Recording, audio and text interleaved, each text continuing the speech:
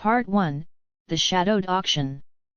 Alright, settle in by the glow of your screen, friends, because our story kicks off in the choking dust of Blackhawk Gulch, a ramshackle town huddled against the Colorado Rockies like a scared pup.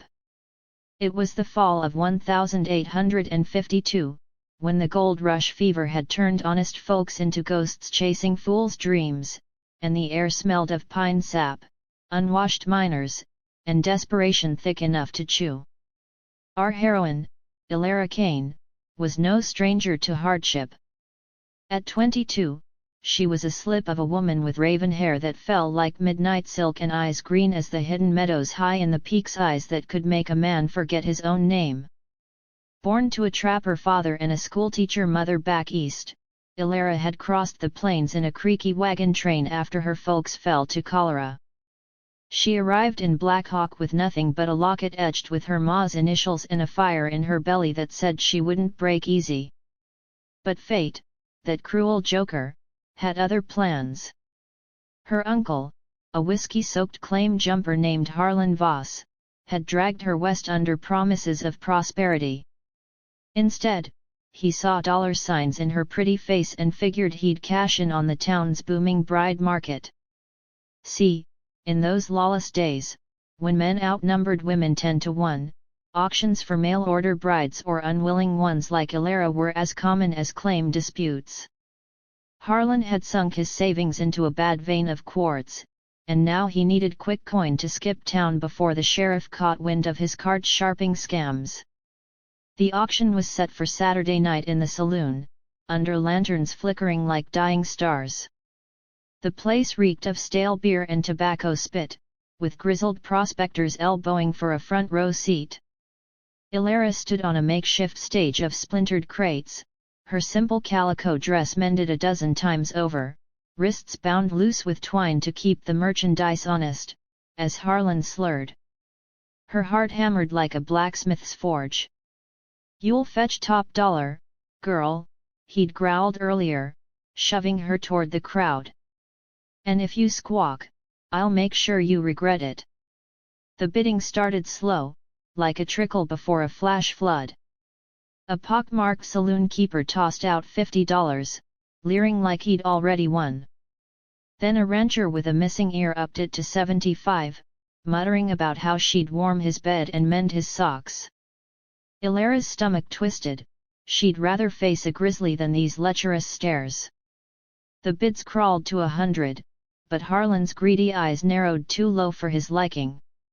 He leaned in, whispering threats of what awaited her if she didn't smile pretty. That's when the saloon doors banged open, letting in a gust of chill mountain air that silenced the room like a gunshot. In strode Jedediah "Jed" Blackwood, the legendary trapper they called the Ghost of the High Divide. At 35, Jed was a mountain of a man, broad as an ox yoke, with a beard like tangled briars and hands calloused from decades wrestling beaver traps and outrunning avalanches. His buckskin coat was patched with wolf hide, and a coiled bullwhip hung at his belt beside a Bowie knife scarred from too many brawls. Folks said he'd once stared down a Blackfoot war party single-handed, and his grey eyes held the cold steel of a man who'd buried more friends than dreams. Jed wasn't there for the auction, he'd ridden down from his solitary cabin to trade pelts for powder and lead. But as his gaze swept the room, it snagged on Elara like a hook in still water. She met his stare, chin lifted in defiance, and for a heartbeat, the world narrowed to just them, her fire against his frost. Harlan spotted the newcomer and smelled opportunity. "200. He bellowed, pointing at Jed. "This here's prime stock, Blackwood untouched and feisty." The crowd murmured, "Jed Blackwood buying a bride." The man who lived wilder than the wolves. Jed's jaw tightened, memories flickering unbidden, a wife lost to fever years back, a betrayal by a partner that left him hollow. He turned to leave, but Elara's voice cut through, soft yet steel-edged. "Please," she said, just loud enough for him to hear. "Anything but them." He paused, boot leather creaking. The saloon keeper sneered, "What's it gonna be, trapper?" Afraid of a little petticoat. Laughter rippled, but Jed's hand drifted to his knife. Silence fell again. With a grunt that rumbled like distant thunder, he tossed a pouch of gold dust onto the bar. $250 worth, more than any claim in town. Sold.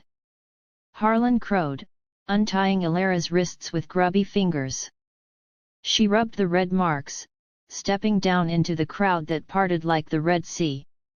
Jed didn't offer his arm, he just nodded toward the door.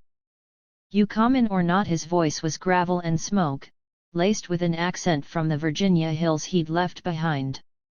Elara followed him into the night, the saloon's roar fading behind. Stars wheeled overhead, sharp as knife points, and the mountains loomed like silent judges. "Why'd you do it?" she asked, voice trembling but curious. Jed swung into his saddle, pulling her up behind him without ceremony. "Couldn't let em have you. Reminded me of someone." He spurred the horse, and they vanished into the dark, leaving Blackhawk Gulch wondering what storm they'd just unleashed. As they rode, the trail wound upward, pine needles whispering secrets to the wind. Elara clung to Jed's waist, her cheek against the rough wool of his shirt, inhaling the scent of pine tar and earth. She didn't know if she'd traded one cage for another, but for the first time in months, the knot in her chest loosened just a fraction. Little did she know, the real trials were just cresting the ridge ahead.